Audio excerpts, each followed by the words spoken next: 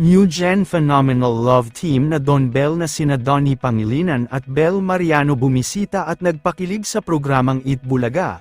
Sa naging live episode ng noontime show na Eat Bulaga nitong Biyernes ng tanghali May 10 ay nakasama nga at nakipagkulitan sa mga Dabarkads ang isa sa sikat at talaga nga namang tinitili ang love team ngayon na Don Bell. Game na game nga ang mga ito na nakisaya at naglaro sa segment ng programa na Therapy. Hindi nga rin ito ang kauna-unahang pagbisita at paglalaro ni Donnie Pangilinan sa segment na Therapy ng Eat Bulaga dahil matatandaan na naglaro na ito noon kung saan ang kanyang mommy Maricel Lacsa ang kanyang nakasama para suportahan siya maglaro. Hindi naman siya pinalad na manalo noon kung kaya naman ngayon sa pangalawang pagkakataon ay itinuturing at sinasabi nga ng buong Dabarkads na tila lucky charm umano ni Donnie Pangilinan si Bel Mariano dahil nanalo nga sila ng magkasama sa segment na Therapy. Hindi din napigilan ng buong Dabarkads at mga manunood sa studio ng kiligin sa dalawa lalo na nang nagduet kumanta ang mga ito. Narito ating panuurin ang iilang video mula sa masayang tanghalian ng Eat Bulaga nitong May 10 kung saan bumisita at nakisaya ang Don Bell sa programa.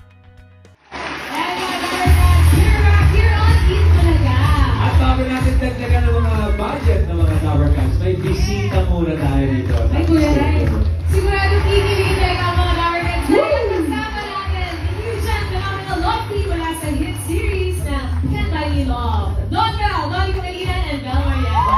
Alright, welcome to Posing na luwasan mo. Liza, namiss kita. Kamusta?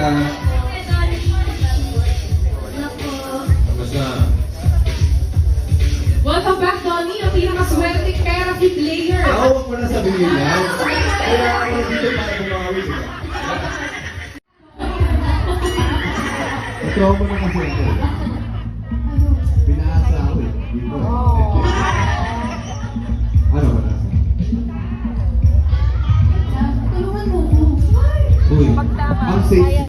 additional 3,000 bababa ba yan ang patingin? Diba? Tignan nyo.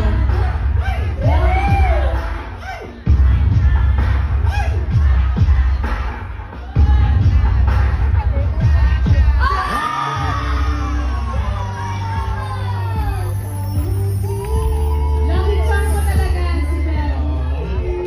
Go up and down. But like if you choose down, I think there's no down. Options if you go up, cause like if you go look up, shake, shake, shake.